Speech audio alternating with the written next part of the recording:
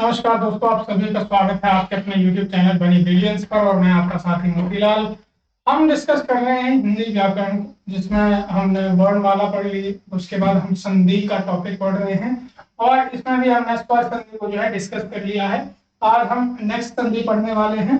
तो इसमें देखिए, आज हम पढ़ेंगे व्यंजन संधि। ठीक है, कौन सी संधि पढ़नी है? हमने व्यंजन संधि पढ़नी है। और व्यंजन संधि में क्या क्या चीजें पढ़ेंगे, कैसे कैसे इसको एक आसान तरीके से कैसे पढ़ सकते हैं, वो सारी चीजें मैं आपको यहाँ पे बताऊंगा। ठीक है, तो बने रहिएगा हमारे साथ इस वीडियो के लास्ट तक, ताकि आप जब भी किसी एग्जाम में बैठे जहाँ पे हिंदी पूछी जाए और वहां पे अगर वो संधि से क्वेश्चन आता है और वहां पे आप कोई क्वेश्चन गलत ना कर पाए, वो उतनी कोशिश करूंगा मैं आपको कि चीजें आपको आसानी से समझ आए। ठीक है, तो आइए आज के इस वीडियो को शुरू करते हैं। माँ सरस्वती का नाम लेकर के करते हैं श्री गणेश। आइए आज के वीडियो की बात करेंगे। तो ये आपका कौन सी संधि पे है? व्यंजन संधि पे जो है वीडियो रहने वाला है। तो जब संधि के टॉपिक की शुरुआत करी थी हमने, तो उस टाइम मैंने आपको बताया था कि भैया व्यंजन संधि कैसे होती है और व्यंजन संधि में कौन कौन से वर्ण जुड़ेंगे, व्यंजन संधि होगी। ठीक है, लेकिन एक बार फिर से हम उस चीज को रिकॉल कर लेते हैं, देख लेते हैं कि उसमें क्या चीज रही है आपकी। ठीक है, तो आइए देखते हैं व्यंजन संधि कहाँ होगी। देखिए, जहां पे आपको इतना पता है कि संधि वहां पे होती है जहां पे दो वर्णों का मेल होता है। ठीक है, दो वर्णों के मेल से आपकी क्या होती है? संधि होती है। ठीक है, अब यहाँ पे स्वर संधि में आपने देखा था कि कोई दोनों के दोनों जो वर्ण जुड़ेंगे वो कौन से होंगे? वो होंगे स्वर, चाहे सजातीय जुड़े चाहे विजातीय स्वर जुड़े, दोनों क्या होने चाहिए? आपके स्वर ही होने चाहिए। यहाँ पे हम देख रहे हैं क्या? व्यंजन संधि। तो व्यंजन में क्या है? अगर आपके पास क्या है, एक व्यंजन है, ठीक है, और दूसरा क्या है? स्वर है, तो बनेगी कौन सी संधि? व्यंजन संधि। मतलब एक आपके पास अगर स्वर वर्ण है, दूसरा आपके पास व्यंजन है, तो कौन सी संधि होगी? व्यंजन संधि होगी। उसी में दूसरा पॉइंट अगर डिस्कस करें हम, तो यहाँ पे एक वर्ण आपका क्या है? व्यंजन है, और दूसरा भी क्या है? व्यंजन है। तब भी क्या होगी? आपकी व्यंजन संधि ही होगी। ठीक है, तब भी क्या होगी? व्यंजन संधि होगी। ये चीज आपने अपने दिमाग में बसा के रखी है। ठीक है, इतनी सी कहानी आपने समझ ली, कोई दिक्कत परेशानी नहीं है भाई।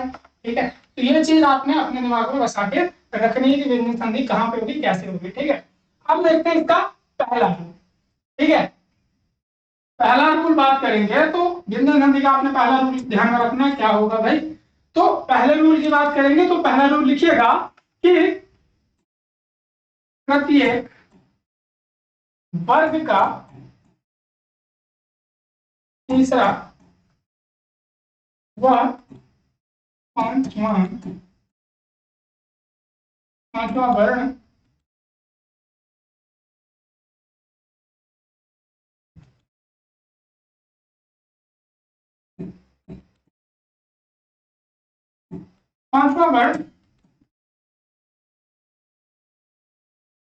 अपने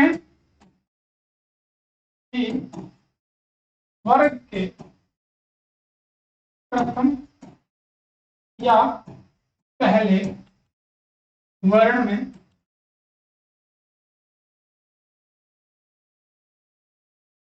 बदल जाता है। ठीक है, इसी का उल्टा अगर हम देखें तो पहला जो वर्ण है आपका वो अपने ही वर्ग के तीसरे व पांचवें वर्ण में बदल जाएगा। किसके लिए? शब्द का अर्थ बनाने के लिए। ठीक है, शब्द का अर्थ बनाने के लिए क्या करते हैं? ये एक दूसरे में परिवर्तित हो जाते हैं। क्या?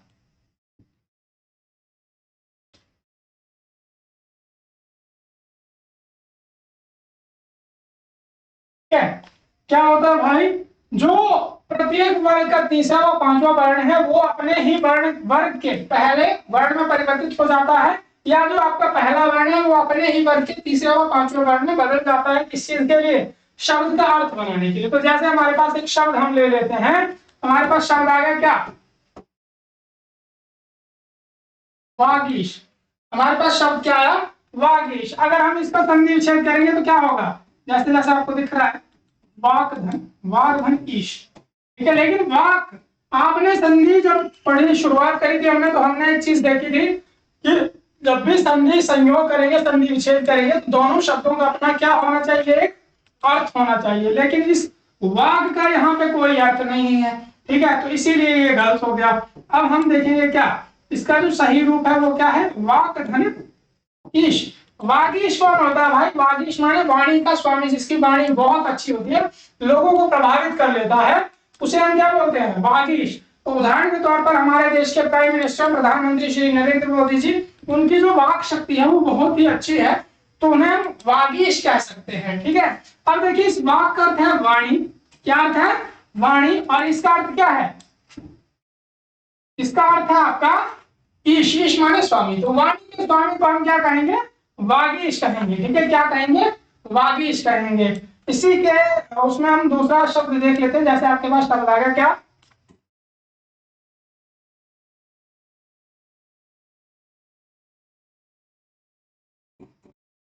जग जननी, ठीक है, जग जननी। जग जननी की बात करेंगे तो जग जननी में देखिए क्या आएगा, जग धन जननी, ठीक है। तो ये क्या है, ये यहाँ पे अपने ही वर्ग के किस वर्ग में बदल गया, ग में बदल गया, तीसरे में बदल गया, ये अपने ही वर्ग के किस में बदल गया, ये भी अपने ही वर्ग के तीसरे में बदल गया, ठीक है। तो और जो है अपने ही वर्ग के पहले में बदल गया, ये चीज आपने ध्यान में रखनी है, कौन सी संधि में, व्यंजन संधि में, ठीक है। यहाँ पे इतनी सी कहानी आपने ध्यान में रखनी है। तो मैं समझ रहा हूँ कि ये चीजें आपको समझ आ गई होंगी, अगर नहीं आई है तो एक आधा उदाहरण और कर लेते हैं। जैसे आप एक शब्द और ले लीजिएगा, हमने शब्द लिखा दिग्गज, दिग्गज का संधि विच्छेद खुद करिए भला एक बार, ठीक है, दिग्गज का करिए, षडानन,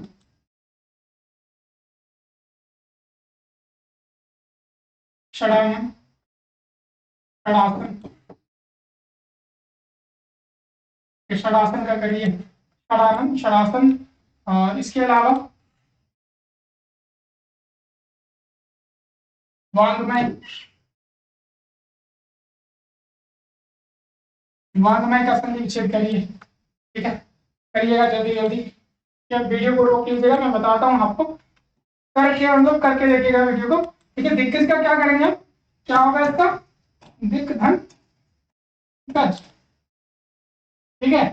षडासन का क्या होगा, शट धन आसन, फिर शट धन आसन, और शट आसन नहीं सॉरी आनंद होगा यहाँ,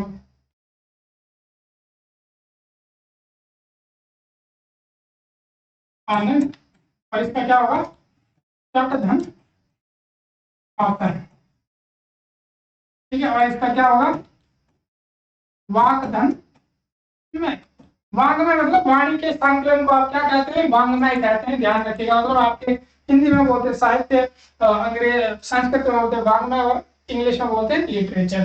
तो यहाँ तक की कहानी आपने समझ ली होगी, इतनी बात मैं समझ रहा हूँ। अगर यहाँ भी मैं आपको समझाऊं, थोड़ा सा डीप जाए हम, जैसे आपके पास कवर्ग है, ठीक है, कवर्ग में क है, क है, ग है, घ है और ज है, ठीक है। तो ये अपने तीन जो है एक दूसरे में क्या हो जाते हैं, परिवर्तित हो जाते हैं शब्द का अर्थ बनाने के लिए। ये इसमें परिवर्तित हो जाएगा या उसमें परिवर्तित हो जाएगा, ये इसमें परिवर्तित हो जाएगा या इसमें परिवर्तित हो जाएगा, ठीक है। तो ये चीज यहाँ पे आपने ध्यान में रखनी, और ये सभी वर्गों में होगा, ठीक है, ये जरूरी नहीं है कि कवर्ग में ही होगा, ये सभी वर्गों में होगा। इतनी सी कहानी आपने समझ ली है, ये मैं समझ रहा हूँ, ठीक है। इसके अलावा आप के लिए मैं दो क्वेश्चन दूंगा, आप लिखेंगे वागयाल और सन्मार्ग, ठीक है। इन दो शब्दों का संधि विच्छेद आप मुझे कमेंट बॉक्स में करके बताएंगे, ठीक है, कौन सा, वागजाल और सन्मार्ग, ठीक है, जरूर करके बताइएगा अगर आपको चीजें समझ में आई हैं तो, ठीक है। आगे बढ़ते हैं दूसरे हमारे रूल पे। तो दूसरा हमारा जो रूल है वो लिखिएगा, दूसरा रूल क्या है, यदि किसी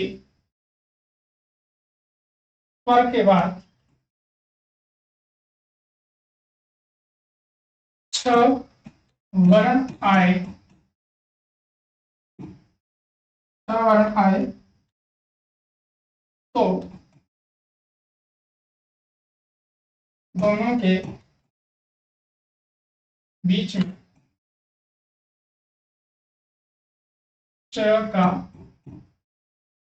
आगमन हो जाता है। ठीक है, ध्यान रखिएगा। क्वेश्चन यहाँ पे रूल क्या है आपका? रूल है कि यदि किसी स्वर के बाद 6 वर्ण आए तो दोनों के बीच में आधे च का आगमन हो जाता है। यहाँ पे आधा नहीं लिख करके मैंने क्या लगाया है? च को हलंत लगाया है। इसका मतलब भी क्या हुआ? आधा ही हुआ। ठीक है, तो ये चीज आपने यहाँ पे देख ली भाई। ठीक है, यहाँ पे इतनी चीज देख ली। आप यहाँ पे उदाहरण देखते हैं। ठीक है, क्या देखते हैं? उदाहरण देखते हैं। कैसे? जैसे आपने शब्द लिखा क्या? विच्छेद। ठीक है, इसी में आपने दूसरा शब्द लिख लिया क्या? अनुच्छेद। इसी में आपने शब्द लिख लिया क्या? परिच्छेद। ठीक है, इन 3 शब्दों का आपने संधि विच्छेद करना है, कुछ नहीं करना है इसमें। सिर्फ इतनी सी बात है क्या? धन छेद। आपको बोला था कि किसी स्वर के बाद अगर क्या आ जाता है? 6 वर्ण आ जाता है, तो इनमें कुछ नहीं करना आपने। इन दोनों के बीच में आधे च का आगमन कर देंगे आप।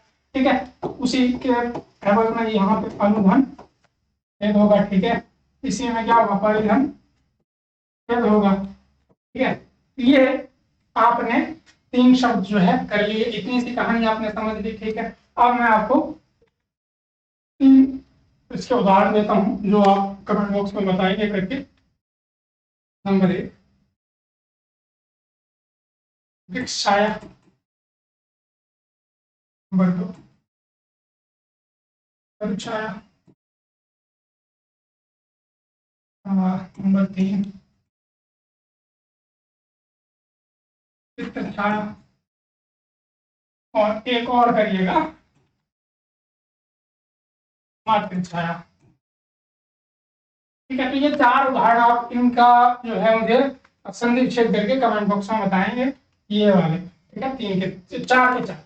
यहाँ तक की अगर कहानी आपको समझ में आ गई है तो ये नोट डाउन करिएगा, ये इसका करिएगा आप। ठीक है,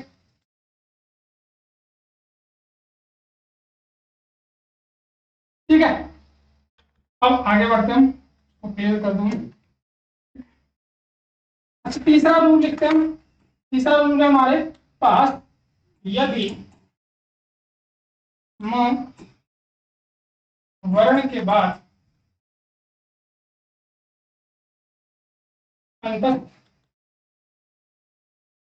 अंतस्थ या ऊष्म वर्णों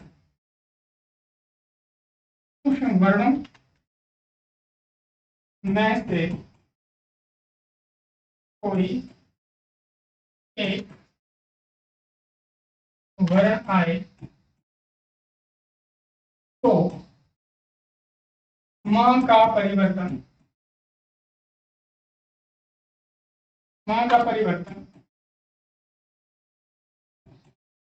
निस्वार में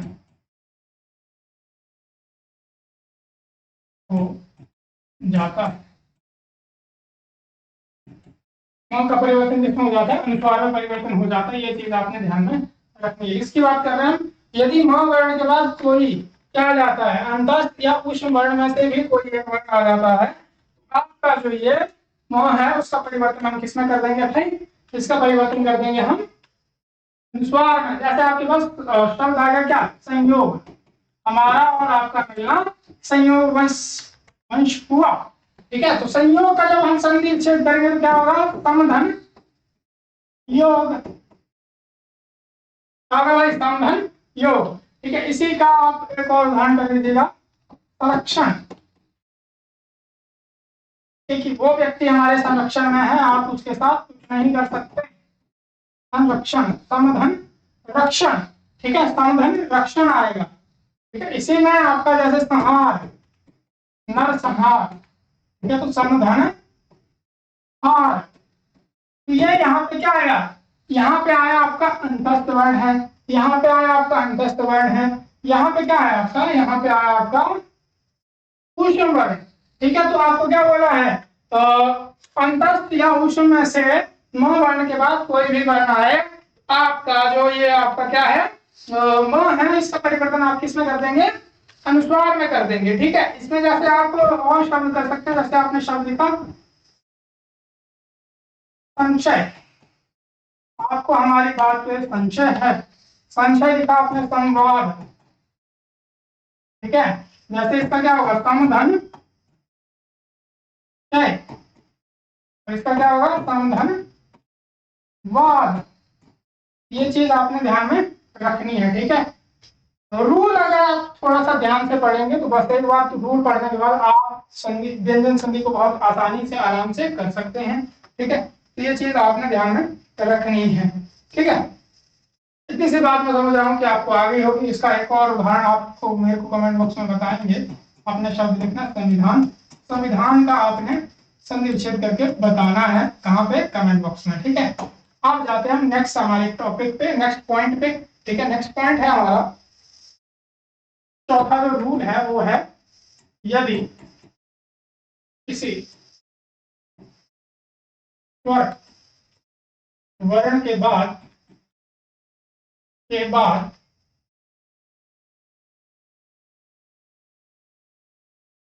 दंतव्य त आता है तो इसका परिवर्तन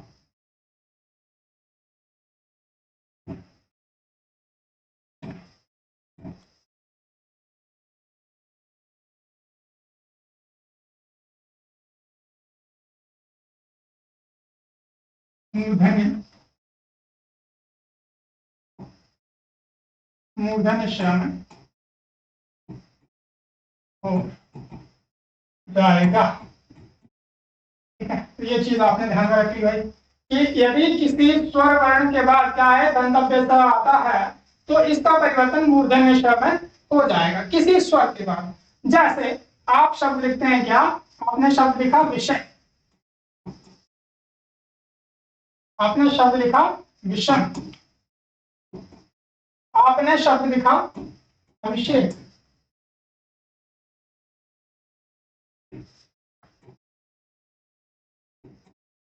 ठीक है, आप इनका संधि विच्छेद करिए। अगर आपको ये रूल समझ आया तो करिएगा, संधि विच्छेद करना आपने। ठीक है,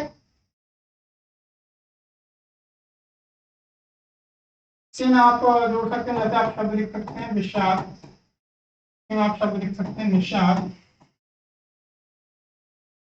ठीक है, इनका आपने संधि विच्छेद करना, करिएगा जल्दी जल्दी।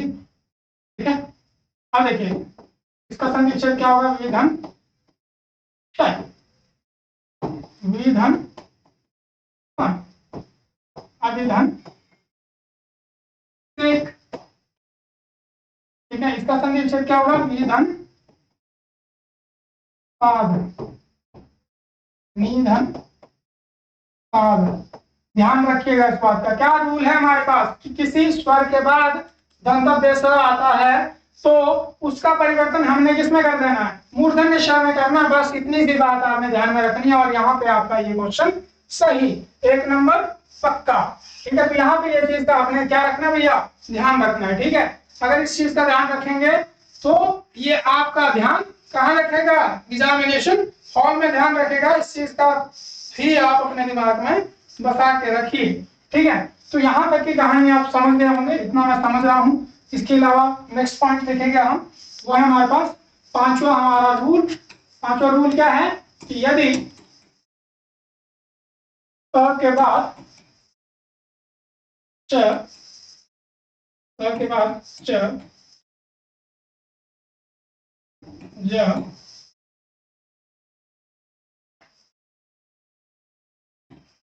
ल में से कोई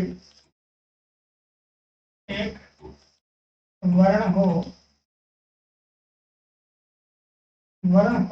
तो का परिवर्तन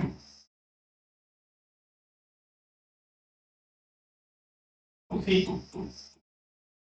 वर्ण में हो जाता है। रूल क्या बोल रहा हमारा कि अगर त के बाद क्या होगा, च आता है, ज आता है, ल आता है, तो त का परिवर्तन आप किस में कर देंगे? जो भी इसके त के बाद अगर च आता है तो त का परिवर्तन च में, त के बाद ज आता है तो त का परिवर्तन ज में, त के बाद ल आता है तो त का परिवर्तन ल में कर देंगे। लेकिन यहाँ पे कैसा है, ये आधा है, ठीक है, आधा है, तो इससे जो दूसरा वर्ण बनेगा वो भी कैसा रहेगा, आधा रहेगा या स्वत व्यंजन हो जाएगा, ठीक है। जैसे उदाहरण के तौर पर हम ले लेते हैं, शब्द हमारे पास है उल्लास, उल्लास है, उल्लेख है, उच्चारण,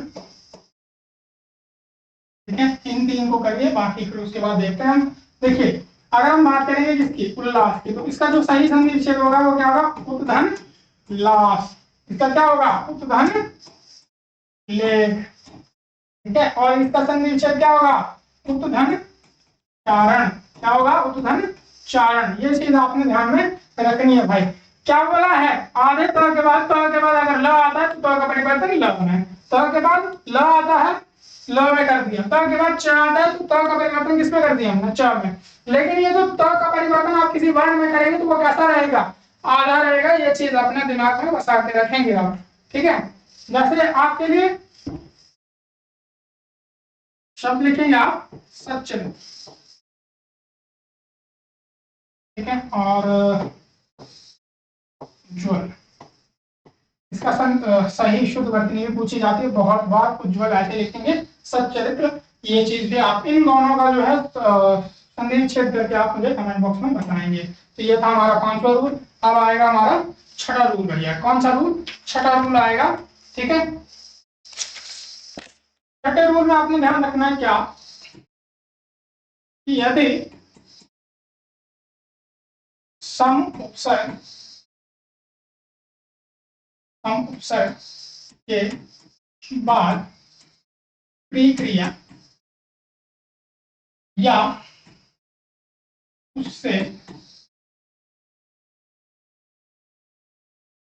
बना कोई शब्द आए तो सम उपसर्ग के म का परिवर्तन अनुस्वार में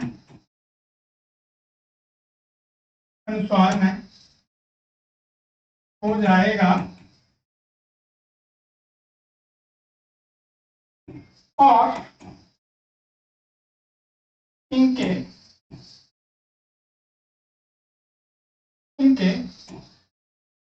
बीच में आधे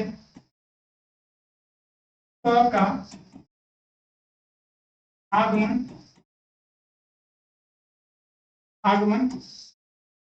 हो जाएगा, ठीक है भाई। रूल को समझिएगा बहुत आसानी से। यदि सम उपसर्ग के बाद क्रिया या उससे बना कोई शब्द आए तो सम उपसर्ग के म का परिवर्तन किसमें कर देंगे, अनुस्वार में कर देंगे, और उसके बाद क्या करना, इन दोनों के बीच में क्या कर देंगे, आप आधे स्वर का आगमन कर देंगे, मतलब आधा स्वर जोड़ देंगे। जैसे आप शब्द लिखते हैं क्या, संस्कृत, संस्कार, इस प्रकार के शब्द लिखते हैं आप, ठीक है, संस्कृत, संस्कार, संस्कृति, ठीक है। तो इसका जो संधि विच्छेद होगा वो क्या होगा भैया, देखिए संधि विच्छेद क्या होगा, समधन, ठीक है, समधन कृत, इसका क्या हुआ, संधि विच्छेद हुआ। आपने इस म का परिवर्तन किसमें कर दिया, ये अनुस्वार में कर दिया, और उसके बाद इन दोनों के बीच में स, इसके बीच में क्या जोड़ दिया आपने, आधा स जोड़ दिया, ठीक। संस्कृत, संस्कार में तो वही होगा भाई, समधन का, और आगे क्या है आपका, समधन कृत, ठीक है। तो यहाँ पे ये चीज आपने ध्यान में रख ली भाई। अगर इतनी सी कहानी आपको समझ में आ रही है तो आप वीडियो को जरूर लाइक करिएगा और शेयर भी करिएगा, ठीक है। इसके अलावा ये नोट डाउन कर लीजिएगा आप, ठीक है, वीडियो को रोक करके। आगे हम बढ़ते हैं हमारे नेक्स्ट रूल की तरफ। सातवां है हमारे पास, यदि परिसर के बाद, यदि परिउपसर्ग के बाद क्रिया या उससे बना कोई शब्द आए तो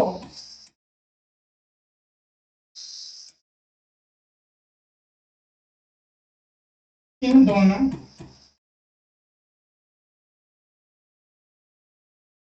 के बीच में मूर्धन्य श का आगमन हो जाता है। ठीक है भाई, यदि परिउपसर्ग के बाद क्रिया या उससे बना कोई शब्द आए तो इन दोनों के बीच में मूर्धन्य श माने ये वाला आधा, ये आपका किसमें आ जाएगा, इसी में आ जाएगा। ठीक है, जैसे आपके पास शब्द आ गया क्या, अब शब्द लेंगे क्या, परिष्कार।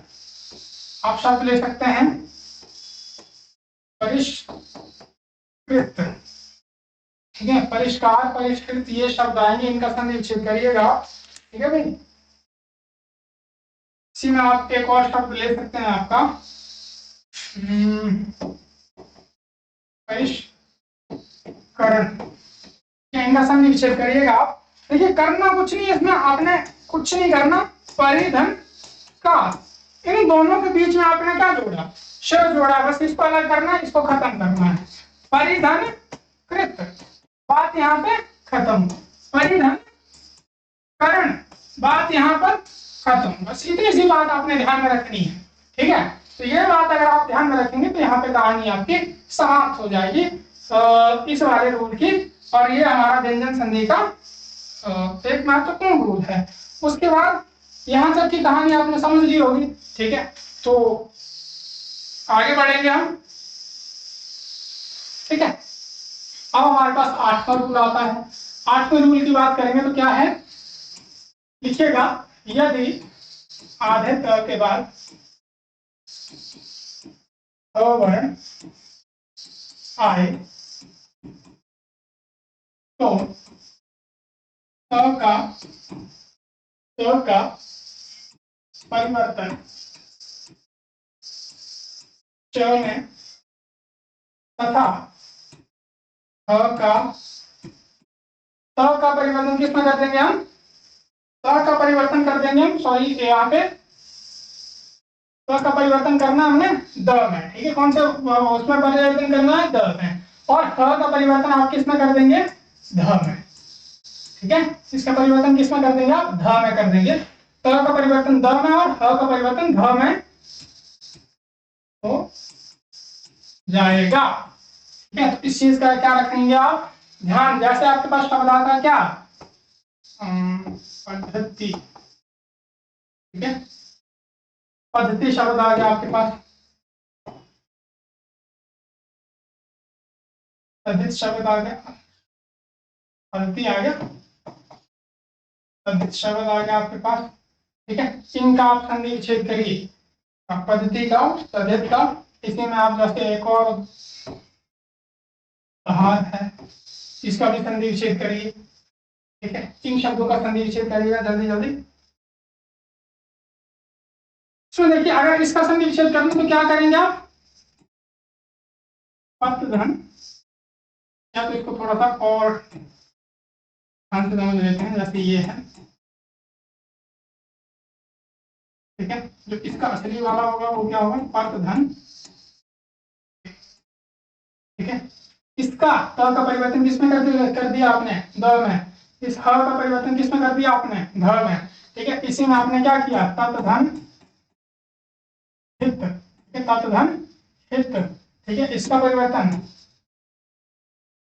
उपधन हार। बहुत बार ये क्वेश्चन पूछा जाता है आपका। इसी में आपका एक और आप उदाहरण कर सकते हैं, वो है उदाहरण। इसका संधि विच्छेद क्या होगा, उत्धन हरण, क्या होगा? उत्धन हरण।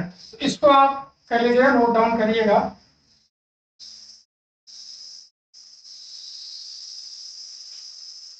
ठीक है, अच्छा ये कर लिया होगा आपने। व्यंजन संधि का लास्ट रूल देखेंगे हम, 9 केस में है, ये भी आधे के बाद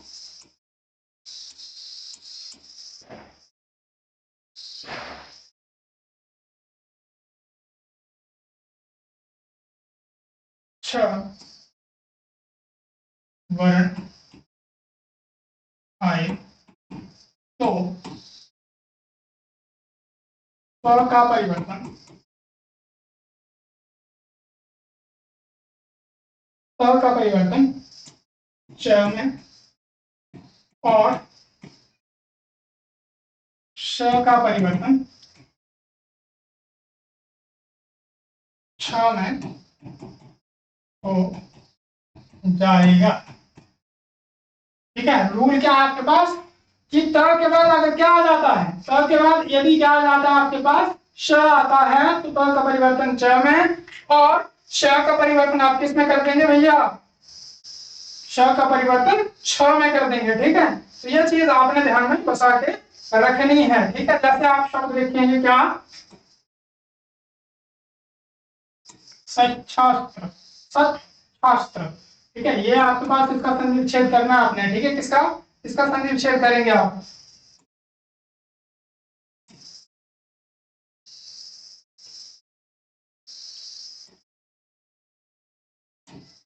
श्वास, ठीक है,